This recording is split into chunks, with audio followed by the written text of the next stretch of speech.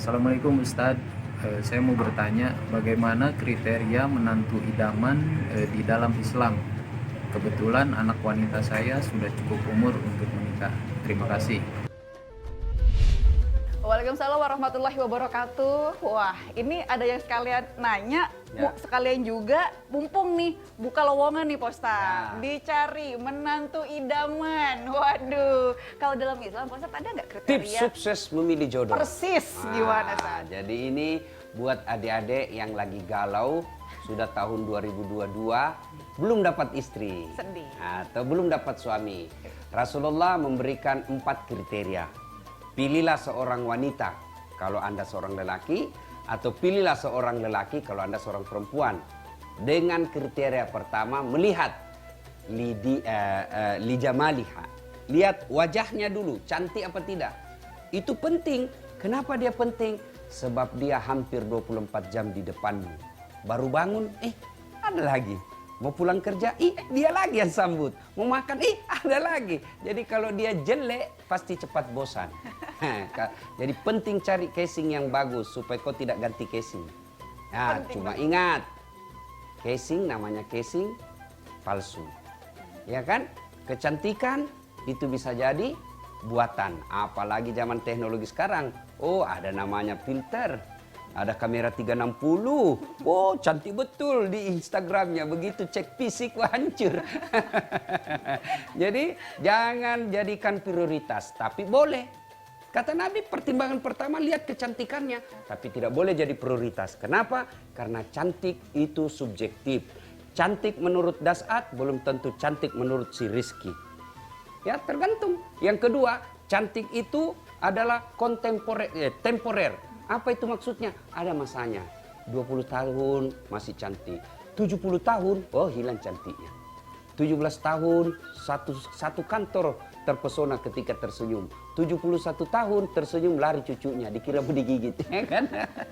Itu cantik, pasti temporer, ada masanya. Maka jangan jadikan prioritas. Tapi juga perlu pertimbangan cantik. Yang kedua, kata Nabi, lihatlah kekayaannya. Itu Allah tidak melarang kita memilih orang kaya, tetapi tidak boleh materialistik. Apa yang dimaksud materialistik? Menghalalkan segala cara untuk mendapat tujuan dunianya. Mana aplikasinya, prakteknya? Berbeda agama. Oh, tidak penting itu agama. Agama kan urusan pribadi-pribadi. Itu kan privasi manusia. Kalau dia mau agama non-muslim menikah dengan muslim, ya boleh-boleh saja. Ini yang penting ada duitnya. Ini yang disebut materialistik. Saudaraku yang muslim, carilah yang sesama muslim. Saudaraku non-muslim, carilah yang seagama. Supaya tidak mengacaukan agama anak-anak nanti ya. Saya kira paling enak menikah dengan seagama. Dan itu bagi kita orang Islam, menikah beda agama, hukumnya haram. Nah itu jadi cari yang cantik, kemudian harta, boleh harta. Nah kemudian yang ketiga, keturunan.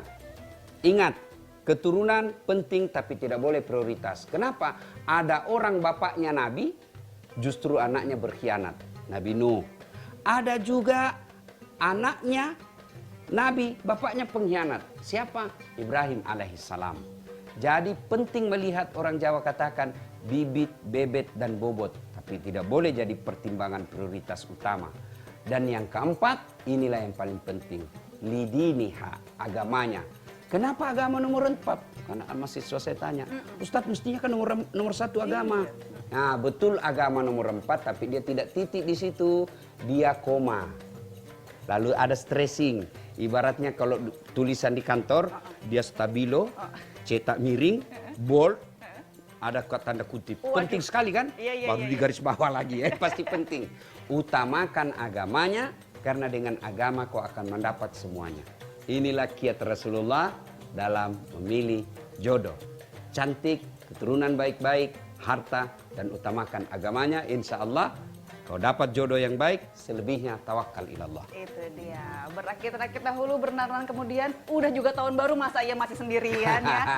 4 kriteria itu aja yang mesti kita pikirkan sahabat hikmah ya kan. Nah oke nih, berikutnya Pak Ustadz, kita masih ada satu bahasan lagi. Nah ini seru juga nih, tapi kita bikin penasaran aja kali ya Pak Ustadz ya. Jangan kemana-mana sahabat hikmah, kita akan